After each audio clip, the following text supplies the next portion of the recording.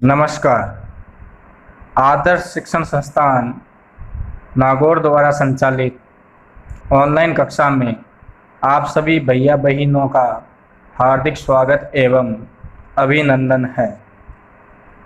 पिछली ऑनलाइन कक्षा में हमने कामचोर कहानी के प्रथम भाग के बारे में अध्ययन किया था, जिसमें लेखिका ने बताया कि अगर माता पिता अपने बच्चों को सही दिशा निर्देश नहीं दें, उनको काम करने के तौर तरीके के बारे में नहीं बताए, तो बच्चे किस प्रकार से घर में शरारत करके घर का बेड़ा गर्क कर देते हैं।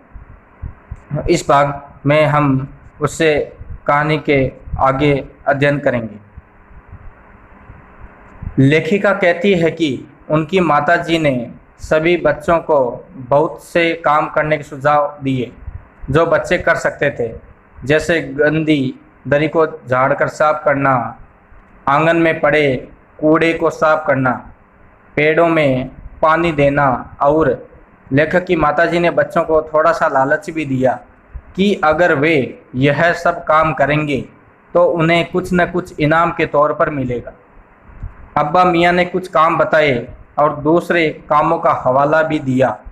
मालिक को तनख्वाह मिलती है, अगर सब बच्चे मिलकर पानी डालें तो घर में बाढ़ आ जाएगी, अम्मा ने याचना की। शब्दार्थ देखिए। मिसाल, उदाहरण, मैली, गंदी, मुफ्त, फोकट, तनख्वाह, पगार।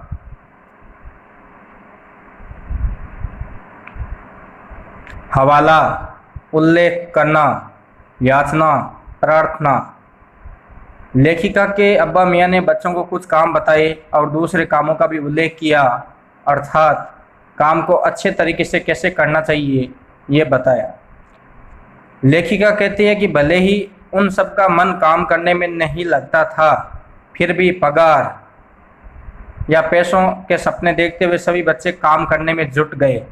एक दिन फर्श पर बिछाई जाने वाली दरी को साफ करने के लिए बहुत से बच्चे जुट गए और चारों ओर से दरी के कोने पकड़कर दरी को झटकना शुरू कर दिया। दो चार बच्चों ने लकड़ियां लेकर दरी को जोर जोर से पीटना शुरू कर दी ताकि उसकी सारी गंदगी साफ हो जाए। शब्दार्थ, फर्शी, फर्श पर बिछी हुई, धुआंधार, ताबड़तोड़।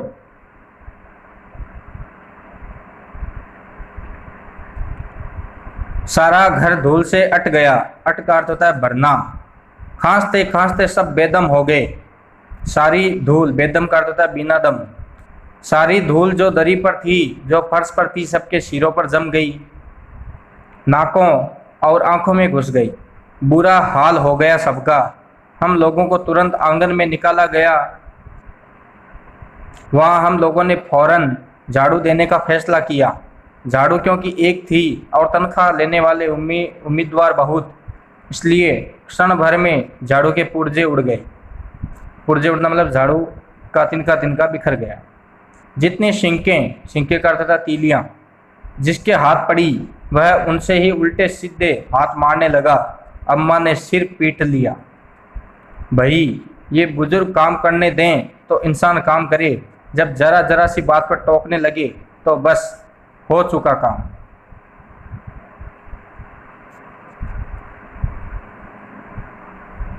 असल में झाड़ू देने से पहले जरा सा पानी छिड़क लेना चाहिए। बस यह ख्याल आते ही तुरंत दरी पर पानी छिड़का गया। एक तो वैसे ही धूल से अटी हुई थी, पानी पड़ते ही सारी धूल कीचड़ बन गई। अब सब आंगन में भी निकाले गए। तय हुआ कि पेड़ों को पानी दिया जाए। बस सारे घर की बाल्टियाँ, लोटे, तसले, भगोने, पतीलियाँ लूट ली गई। जिन्हें ये चीज़ें भी न मिली वे डोंगे, कटोरे और गिलास ही ले भागे। अब सब लोग नल पर टूट पड़े। यहाँ भी वह घमासान मची कि क्या मजाल जो एक बूंद पानी भी किसी के बर्तन में आ सके। ठुसम ठास यानी धक्का मुक्की। किसी बाल्टी पर पतीला और पतीले पर लोटा और भगोने पर डोंगे। पहले तो धक्के चले, फिर कूहनियाँ, उसके बाद बर्तन। फौरन बड़े भाइयों, बहनों, मामाओं और दमदार मौसियों उपयोगी कुमक, कुमक यानी बुलावा, भेजी गई। फौज मैदान में हथियार फेंक कर पीठ दिखा गई। पीठ दिखाना या डर जाना, भाग जाना। इस धींगा मुश्ती का अर्थ था धक्का मुक्की में कुछ बच्चे कीचड़ में लथपथ या सन गए या भर गए हो गए, जिन्हें नहलाकर कपड़े बदलवाने के लिए नौकरों की वर्तमान संख्या काफी नहीं थी। पास के बंगलों से नौकर आए और 4 आना प्रति बच्चा के हिसाब से नहलवा गए। कामचोर कहानी का दूसरा भाग यहाँ पे पूरा हुआ। इस अध्याय के बीच में से जो भी प्रश्न बने हैं वो यहाँ नीचे अभी मैं आपको बता दूंगा, वो आपको अपने उत्तर पुस्तिका में पढ़ने हैं, और जो बीच बीच में नीले अक्षरों में शब्दार्थ आ रहे हैं वो आपको अपनी उत्तर पुस्तिका में लिखने हैं। अभ्यास प्रश्न पाठ के मध्य से प्रश्न संख्या 1, कामचोर कहानी की लेखिका कौन है? उत्तर, कामचोर कहानी की लेखिका इस्मत चुगताई है। प्रश्न संख्या 2, घर में कितनी झाड़ू थी? उत्तर, घर में 1 झाड़ू थी। प्रश्न संख्या 3, बच्चों को नहलाने के लिए क्या किया गया? उत्तर, बच्चों को नहलाने के लिए बाहर के दूसरे बंगलों से नौकर बुलवाए गए। प्रश्न संख्या 4, नौकरों ने बच्चों को नहलाने के बदले में कितने रुपए लिए? उत्तर, नौकरों ने एक बच्चे को नहलाने के 4 आने के हिसाब से रुपए लिए। पाठ संख्या 10 का भाग 2 पूरा हुआ। अगली ऑनलाइन कक्षा में हम इस कहानी के अगले भाग के बारे में अध्ययन करेंगे। तब तक के लिए धन्यवाद, नमस्कार।